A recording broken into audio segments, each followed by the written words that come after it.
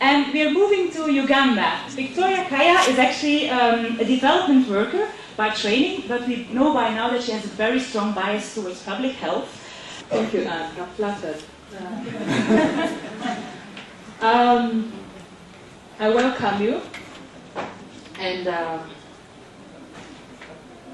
I'm going to be sharing with you experiences of Uganda on why we need to refocus our interventions, specifically for young people living with HIV/AIDS. And the young people I'm going to be focusing on are young people aged 15 to 24. As Uganda is well known globally, we've had a well-known track record on reducing prevalence, which was at about 30%, and currently it stagnates at 6.4%. However, despite the efforts that have been achieved, there is limited focus on young people living with HIV. And why young people living with HIV, we're probably going to say that there's been lots of intervention. Evidence shows that young people living with HIV 15 to 24 account for 5.4% prevalence. And our national prevalence is 6.4. And some of the contributing factors that I would like to share with you with regards to why an increase is, over time, they have been able to access antiretroviral therapy as a result of increased access in terms of resources and nutrition. And this has supported them to, among other things, come of age, attend school, and live normal lives like their fellow young people. However, in a society where sex among young people is not encouraged, it's really presumed that they are not doing it. But the fact is, and as evidence suggests, that these young people are coming of age, they are dealing with adolescent issues, they want to explore their sexuality, they want to explore their reproductive health, and the situation is such that we have young people, for the young women, who want to bear children, want to start families. But the question is, in living in a society where they are stigmatized against, where they are discriminated, key issues have become of a concern.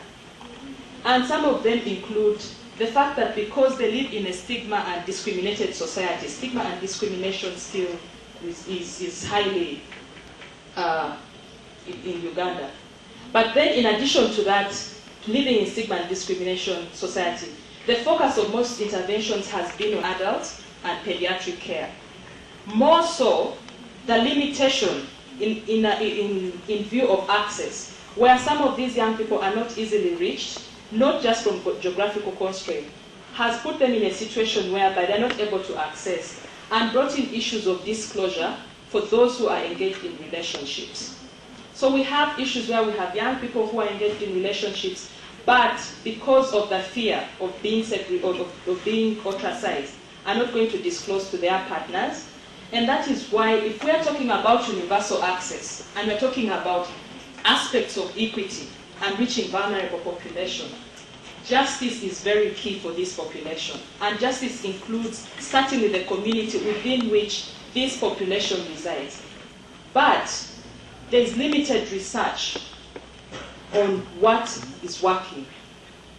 The knowledge that they have, that yes, they need to disclose to their partners, that yes, they need to encourage their partners to disclose, has not been translated into action. And that is where we need to focus. How do we support these young people to translate that knowledge into action? And it starts with them. For any processes to come to bear fruit, the young people understand themselves. They understand the context within which they live. They're able to articulate that between themselves. And the power of hope can never be underestimated. It's very important that we provide them with a voice where they're able to come out and openly disclose, but also share issues that are very pertinent to the communities within which they are residing. These issues, as we've already discussed, include disclosure issues, include issues of adherence, but we still have limited research. The focus of most interventions has been generally on young people, but not specifically for this age group, which is dealing with issues of adolescence. And that is where research needs to focus But again, in researching, we do not have to reinvent the wheel, because we already have key interventions that have worked for their other counterparts.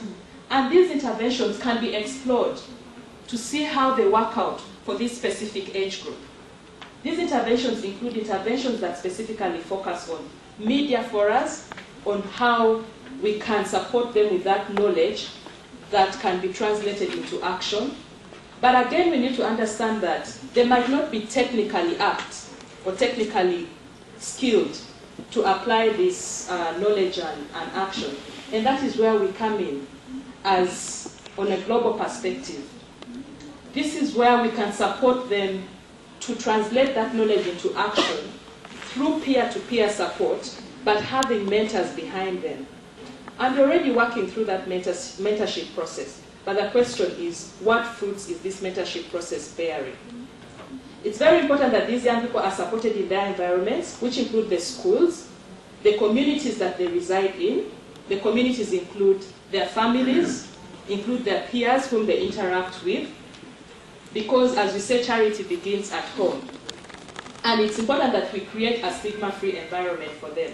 But again, as we have said, research we do not have concrete evidence. And that is why if we're going to conduct research, we need a holistic approach to look into the different aspects that have worked for other young people, but which can be applied specifically to support this group to live healthy and productive lives. And in doing that, we'll be supporting these young people to live healthy and productive lives. But again, we can surely come back and say, yes, we are achieving universal access. Not just access for everyone, but access specifically for that vulnerable generation. Thank you.